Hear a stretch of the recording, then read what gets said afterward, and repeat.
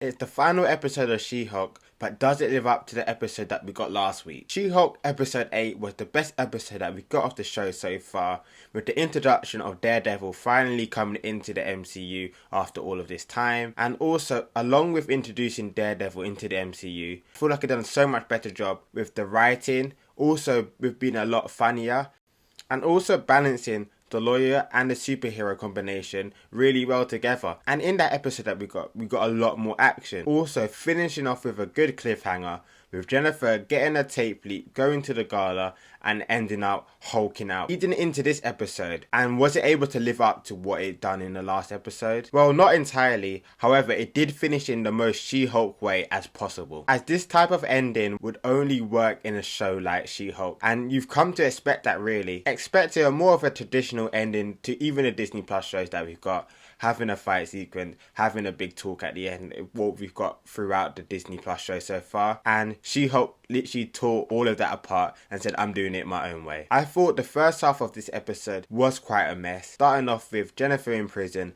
and she's trying to prosecute whoever's in charge of intelligentsia and agreeing not to turn into She-Hulk anymore so that she can be released. And from there, this is where I think it gets all a bit messy, as they try to find out who's in charge of intelligentsia. They find out it's Todd.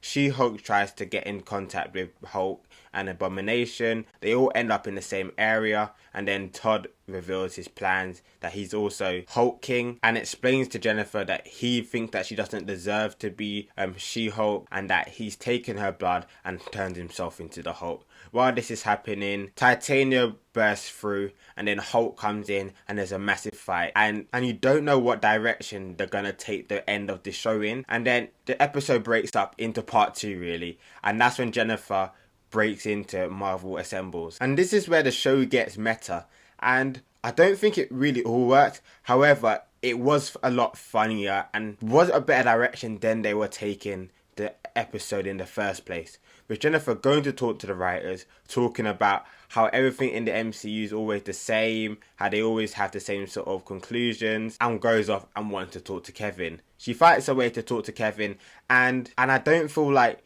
the whole going off talking to writers, going to speak to Kevin, fully worked as a conclusion to the show, even though it was better than the direction they were taking, as I said. As even though you're making meta jokes about the writing of the show, about the MCU in general, it doesn't excuse everything that's gone on in the season in that sense, as I don't think the writing of the show and all the characters were dealt with best, and making fun of it doesn't always excuse the fact that you've done it in the first place. However, with Jen and Kevin's interaction, I do think that was quite funny, coming out with stuff like transform back into Jennifer when the cameras aren't watching you. The visual effects teams have moved on to something else, with the Black Panther music playing as that's the next MCU project, and also stuff like Bruce coming along to save the day, and then Kevin saying that we have to show some stuff, and then Jennifer saying save that for the movie. And lastly, also the line with when are we getting the X-Men, and then winking at the camera. Stop. Oh, and when are we getting the X-Men? And undoing everything that we had in the finales so far, and coming back into it and ending up taking Todd to court. And then Daredevil showing up and having what seems like a Fast and Furious style barbecue. Everyone at the end having the family over, having the barbecue.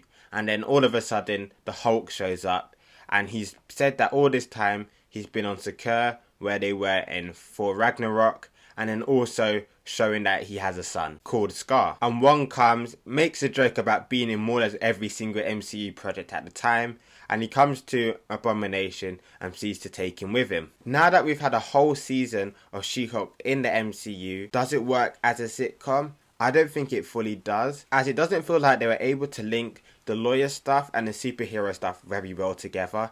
And even when they did, it was only for a brief amount of time, like in episode 8, as we had our lawyer stuff, and then we were able to nicely cross over into Jen's superhero life and becoming She-Hulk and her identity as She-Hulk. And a lot of the episodes that we got feel like filler episodes, as we would get a teaser at the end of an episode and they will move on to something completely different that doesn't feel like it has any relevance on Jen or where the story was going.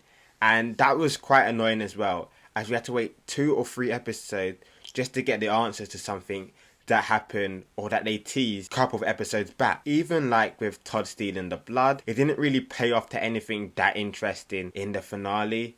As he was turning into Hulk, that didn't seem like it was going in a good direction anyway. Jen reversed it and just ended up taking him to court. Also with the Daredevil stuff, we've had the Daredevil mask. Took like 4 episodes to pay off Daredevil actually coming into the show. And it doesn't feel like we just continued episode to episode. It felt like we've had an episode, do something random for a couple of episodes, then come back to that plotline at another date. And also some of the characters as well, like Titania. I feel like she was especially underdeveloped in the show, as she was set up to be the villain, or set up to seem as the villain of the show, and then didn't really end up doing anything throughout the show and just really appeared in the finale not doing anything. And I wish they were able to give her a bigger involvement throughout this season of She-Hulk. So even though I don't feel like this season fully worked as a sitcom in the MCU, let me know your thoughts on the season as a whole and also the finale, and does it work for you?